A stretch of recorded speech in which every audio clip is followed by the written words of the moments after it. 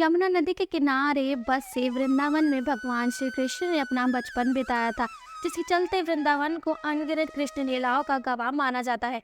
वही वृंदावन के खूबसूरत घाट भी कृष्ण की कहानियों से अछूते नहीं है। ऐसे में वृंदावन की सैर के दौरान कुछ मशहूर घाटों को एक्सप्लोर करके आप अपनी यात्रा को शानदार बना सकते हैं।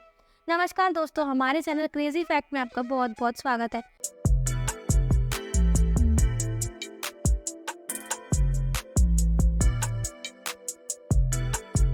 आज हम क्रेजी फैक्ट में लेके आए हैं जाने वृंदावन के खूबसूरत घाटों से जुड़े कुछ रोचक फैक्ट्स।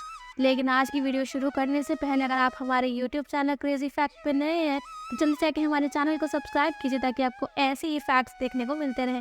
तो बिना किसी देरी के आज की वीडियो शुरू करते हैं और जानते हैं वृंदावन के खूबसूरत घाटों से जुड़े कुछ रोचक फैक्ट्स। नंबर 1, केशी घाट। केशी घाट वृंदावन का सबसे पॉपुलर और प्रमुख स्नान घाट है। यमुना नदी के किनारे केशी घाट न केवल भक्तों के लिए एक पवित्र डुबकी लगाने के लिए एक महत्वपूर्ण स्थान है, बल्कि यहाँ के सबसे सुंदर और अच्छी तरह से बने घाटों में से एक है। घाट को अविश्वसनीय रूप से विस्तृत और बारीक नक्काशीदार पत्थर के काम से बनाया गया है, जो पूरे एनवायरनमेंट को सुशोभित करता है। ऐसा माना जाता है कि द्वापर युग में भगवान कृष्ण ने यहीं पर केशी का वध किया था, जो कंस द्वारा भेजा गया एक घोड़ा राक्षस था। नंबर 2, राधा बाग घाट।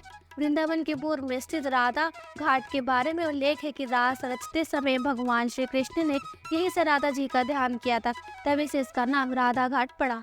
इस घाट पर राधा बाग मोर के साथ साथ अन्य पक्षियों का झुंड भी यहाँ देखा जा सकता है और शायद ऐसा लगता है कि जैसे सभी पशु और पक्षी दिव्य युगल राधा कृष्ण की स्तुति में मधुर आवाजें लगा रहे हो। नंबर 3, श्री आंध्र छठ घाट। श्री आंध्र छठ घाट वृंदावन का वह स्थान था जहाँ भगवान कृष्ण राधा के साथ खेलते थे। श्री आंध्र छठ घाट वृंदावन में एक छोटा कम फेमस घाट है। राधा और कृष्ण घाट में और उसके आसपास लुका छुपी खेलते थे। कृष्ण के जीवन का यह पहलू उनके व्यक्तित्व का एक प्रमुख हिस्सा है और भक्तों को कान्हा के गौरवशाली जीवन की एक छोटी सी झलक प्रदान करता है। घाट पूर्वी भारत के लोगों के लिए पवित्र अवसर के दौरान छठ के घाट के रूप में भी काम करता है। नंबर 4, कालिया दमन घाट। कालिया दमन घाट वृंदावन के सभी घाटों में सबसे महत्वपूर्ण और पवित्र घाटों में से एक है। कृष्ण के जीवन और समय से जुड़ी एक बड़ी ऐतिहासिक घटना इसी घाट पर घटी थी। घाट का नाम एक राक्षस सांप जीव के नाम पर रखा गया है, जिसे भगवान ने लड़ा और वश में किया था। अगर अभी तक की जानकारी आपको पसंद आ रही हो तो इस वीडियो को ज्यादा से ज्यादा लाइक और शेयर करना ना भूलिएगा। नंबर 5, श्री वराह घाट। वराह अवतार भगवान विष्णु का एकमात्र अवतार है, जिसे दशावतार रूप में तीसरे अवतार के रूप में दर्शाया गया है। वराह घाट मंदिर वृंदावन में यमुना नदी के दक्षिण पश्चिम तट पर स्थित है।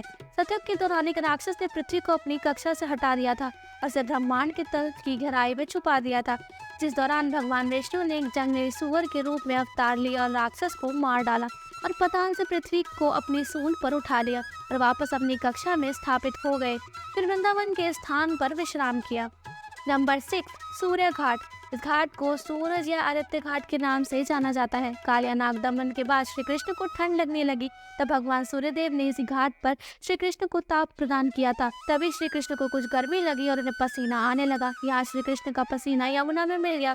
तभी से मान्यता है कि इस घाट पर स्नान करने वालों के सभी पाप नष्ट हो जाते हैं। नंबर 7, गोविंद घाट। ये घाट उत्तर में श्रृंगार घाट के नजदीक है। भगवान की लीलाओं में उल्लेख मिलता है कि कृष्ण जो कामदेव के मन को भी विचलित करते थे, मेले से गायब हो गए और गोपियों को व्याकुल अवस्था में देखकर फिर से यहाँ प्रकट हुए, तभी से इसका नाम गोविंद घाट पड़ा। गोस्वामी श्री हरिवंश ने यहाँ रास मंडल की स्थापना की थी। यहाँ आज भी रास मंडल में साल भर रास लीलाएं होती है। नंबर 8, श्री जगन्नाथ घाट। इस घाट को जगन्नाथ मंदिर के नाम से भी जाना जाता है।